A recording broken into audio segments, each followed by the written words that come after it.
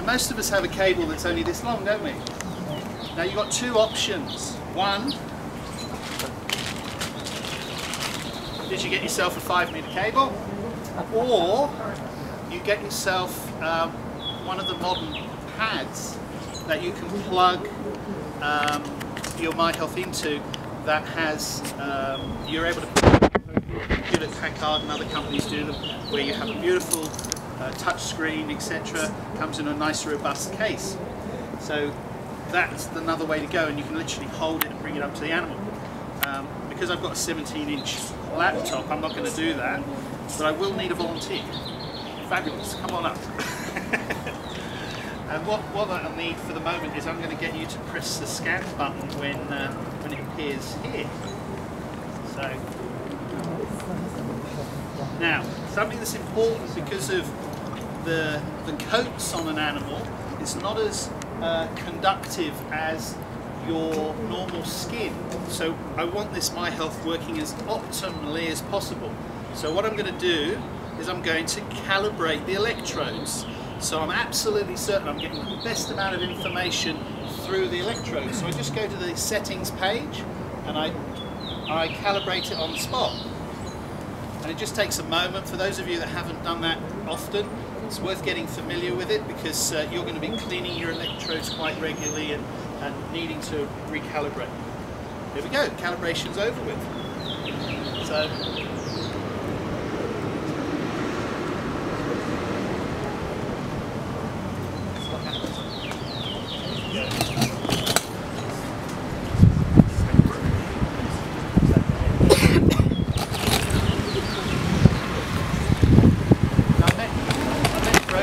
about half an hour ago. We introduced each other.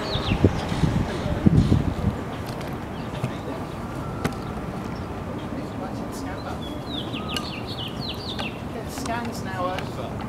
It wasn't that simple. Literally in those few seconds, Rosie has given us a body field. We've got that information.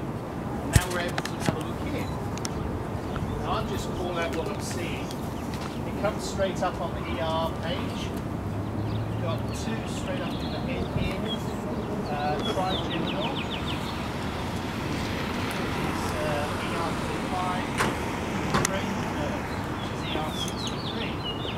A couple of others in the body, which is the shoulder, duodenum, digestive, diaphragm. There's a few items there. I'm going to choose trigeminal.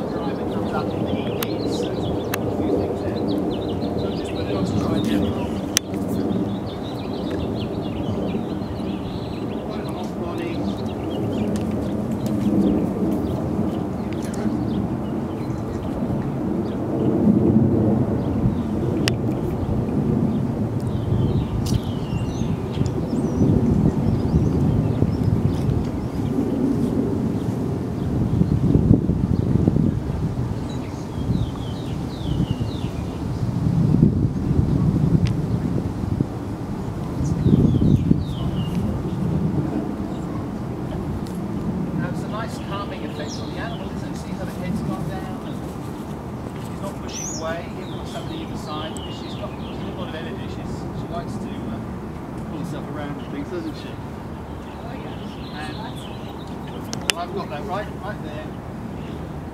She's not disturbed at all.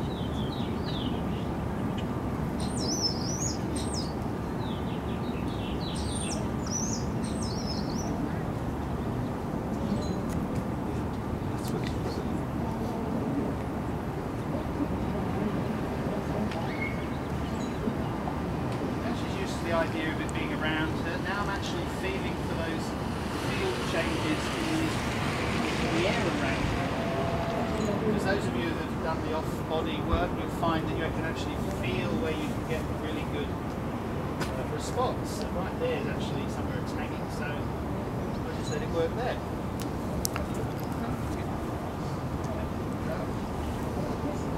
She put her head back into that space.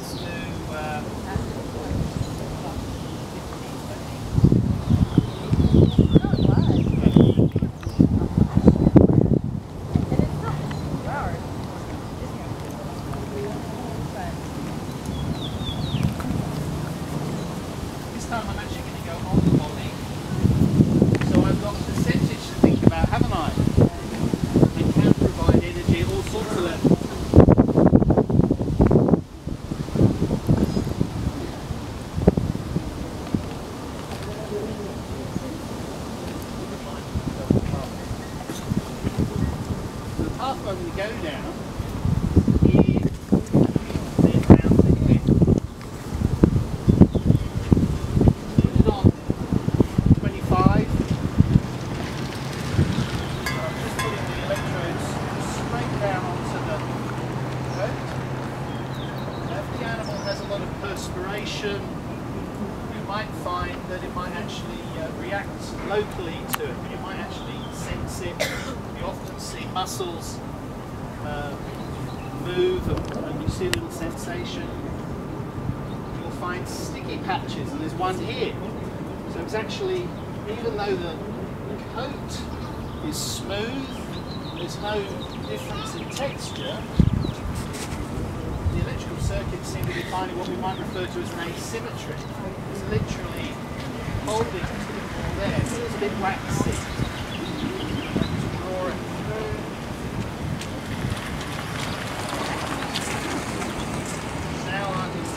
Pathway, we're going left and right, just trying to find it, there we go, it's wanting to hang there, so I'm just spending a little bit more time.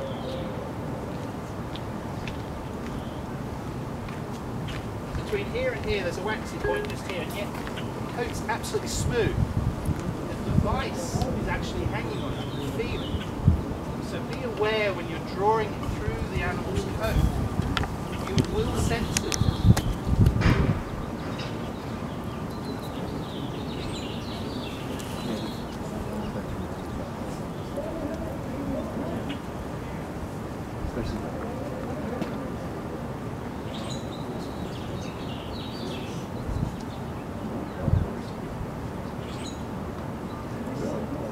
Little technique for you. You notice I've got my left hand on her because she can't lift this leg without me feeling it. Okay? So I'll know before she lifts it what she's going to do. If you ever have to, you can push yourself away. You actually feel.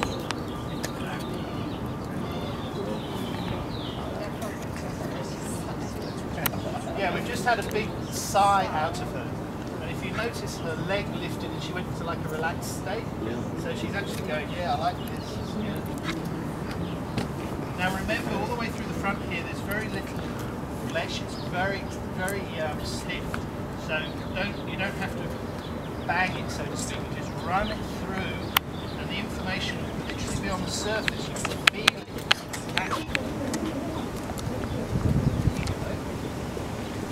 Now, due to time, I'm not going to spend much more time on here. We've got a little bit of video showing you regards how to provide infoceuticals to the horse. There's many different ways.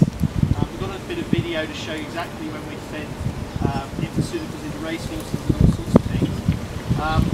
One of the things I have noticed with this horse, Rosie, a little more Rosie round, so I'm just going to run this in. Okay.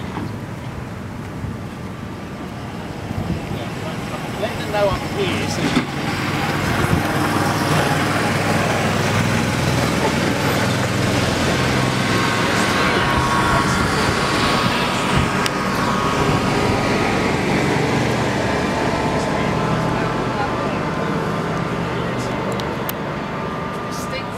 waxy on this side.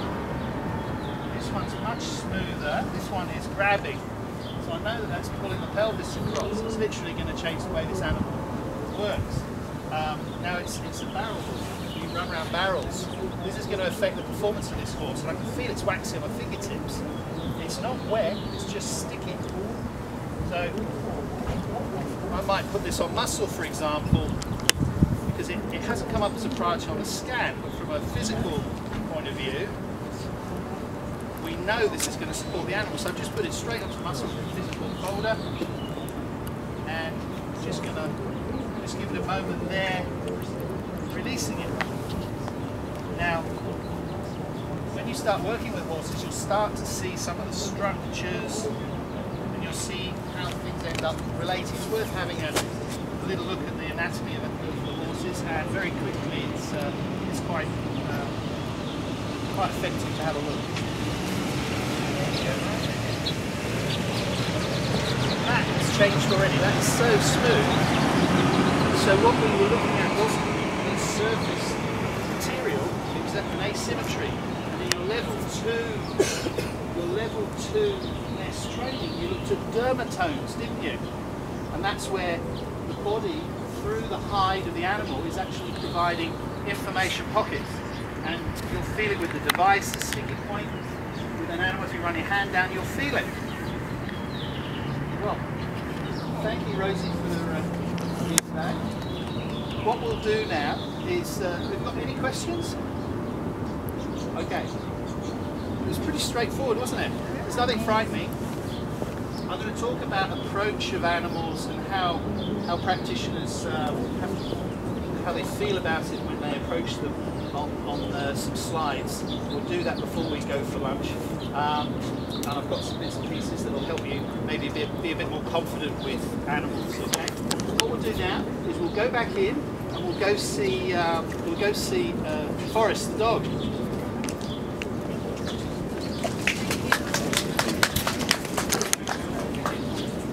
Now, can I leave this here so that when the other therapist comes out, we'll be able to look straight into it?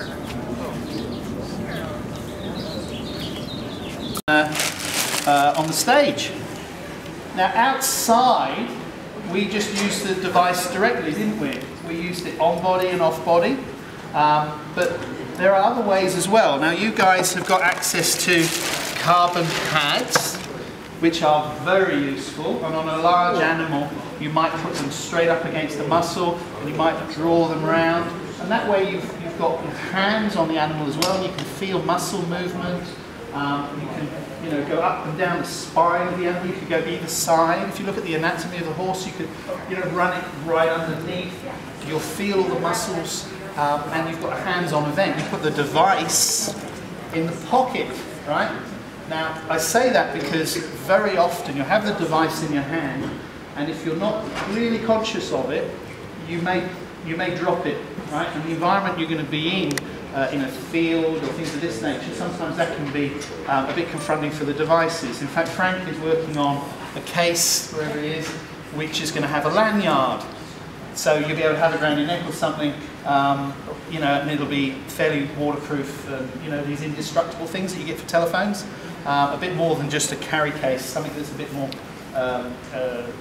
useful when you get in mucky environments, okay? No, I don't think it's quite as good as that.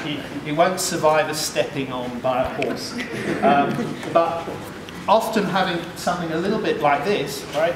Now the guys have got these at the table, and I was talking to people today, teaching them how to use them for all sorts of human treatments, but they can be really helpful, because if you imagine, if I haven't got a top pocket, I normally have a top pocket, but straight away, if I set that up on an ER, for example, I can get straight in, and I can work and actually feel what's happening, and all those sticky points become evident. Now for a dog, I've started using things like this. So you can find electrodes like this. This is like a TENS-based electrode that has a contacts through here, and we can apply all sorts of things, and you can dream these things up, and NES are working on developing a whole toolkit that will plug into a device. This is one I've had in the past for other devices, but we can just change the connectors and use them. Now, this dog is so relaxed, it's tremendous. Okay? So what I'll do, I'm actually going to give it something that it's probably not expecting. It's actually a bit more of a contact treatment. Now, because I'm putting an external electrode on, what am I going to do? I'm going to calibrate it. Great.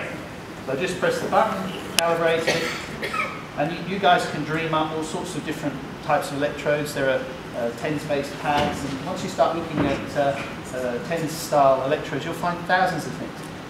Those of you who have been familiar with other modalities, there are eye goggles and all sorts of things that have been very effective in helping people. So it extends what you're doing with your device. Now, let's have a look here. We've got, let's have a look. So Emmerich did a scan. We can have a look and see. There's only 2 ERs. There's ER5, which is the cardiac muscles, and the coccyx. How's his tail? Cool. Well, does he wag it much? Yeah. Super. It kind of has a kink in it. Here we go. It has a kink in it. All right. Well, if you look how the spinal column extends into the coccyx, of course that's going to provide lateral pressure, isn't it? It's got a kink. It's not square. So let's try and support it by working from the sacrum through the back and then partly into the tail. So this is possibly what this is referring to. It's recognising that imbalance. And it's an ER9. So I'm literally going to choose ER9 through our ERs, and when you use any form of external electrode, you'll see a new symbol appear on your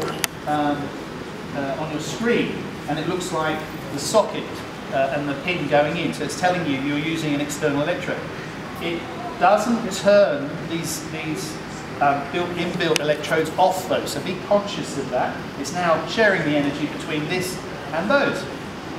Right, let's have a little fun. So would you turn it up a little higher than the external? No, not necessarily. Don't be fearful about the amount of energy. The dog will tell you instantly if it thinks it's too much.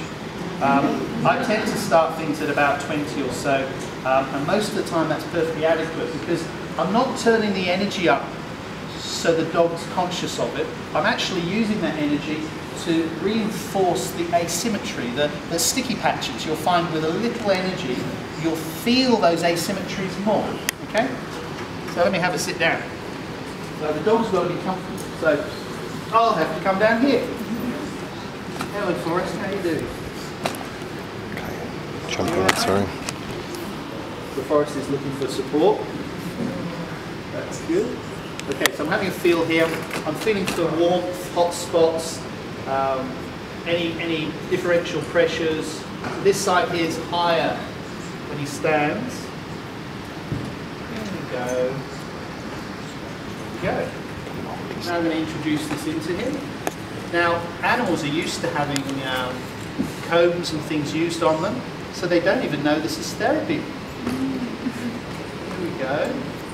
Now we're targeting the ER area, aren't we?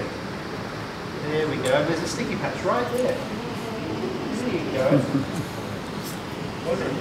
There we go, right there. Now you see his reaction. He just turns around and says, "What are you doing there?" That's where there's an asymmetry because I can feel it sticking in the coat. Just there. Perfect. Thank you for being such a good patient. This hopefully will help wag. Wag your tail there. 7. So you do it for about a minute, that's what I just said. A minute or two. If this dog has had enough therapy, what's he going to do?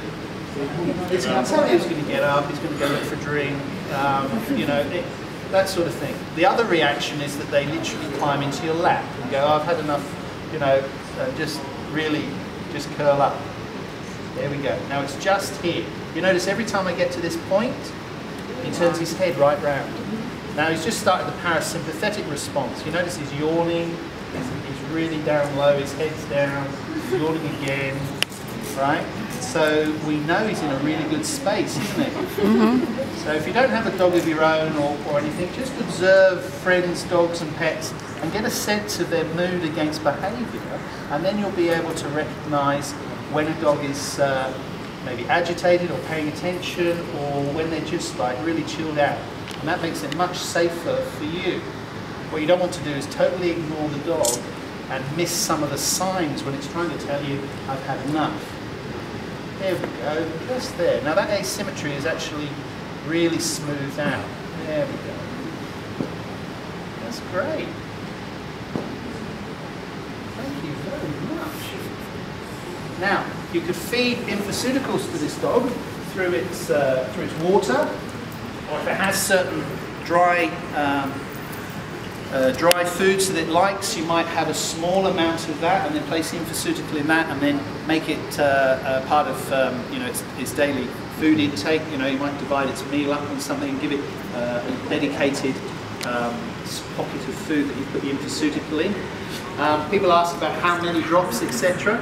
Well, in the horses, we have been giving about 2 milliliters, okay, which is about 1/10 of a bottle, because they're much bigger animals, they respond tremendously well. But if you make the infoceutical too small a volume, it's actually very difficult to handle. So we've found a method that I'll show you on the video in a moment. Dogs where we provide dry foods and things or drops in the mouth, they seem to respond well with that. Other times people have been putting it physically on the animal. You can rub it behind the ears or back of the neck, anywhere where it sort of holds into the coat. And it's the same for treating children, for example. You don't often need to put it in the food and trying to trick them or something.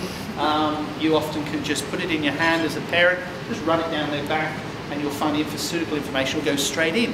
So that can be really effective. It's very clear this dog is so beautifully behaved that you could have almost done anything to it. But you'll find dogs who are more guarded and things of this nature. You've got to be comfortable with the dog, and sometimes you might find you will set the device up, and with very little help, you'll find the owner, who's used to interacting with their dog, will pick the device up and go, okay, right, so you want me to go down the spine? You go, yeah, that's great, and they'll brush it down until the dog has maybe got over that problem with dealing with new people, because you get the information so quickly, don't you? On your scans, you have 2 settings within the software for sort of a long and short scan, okay?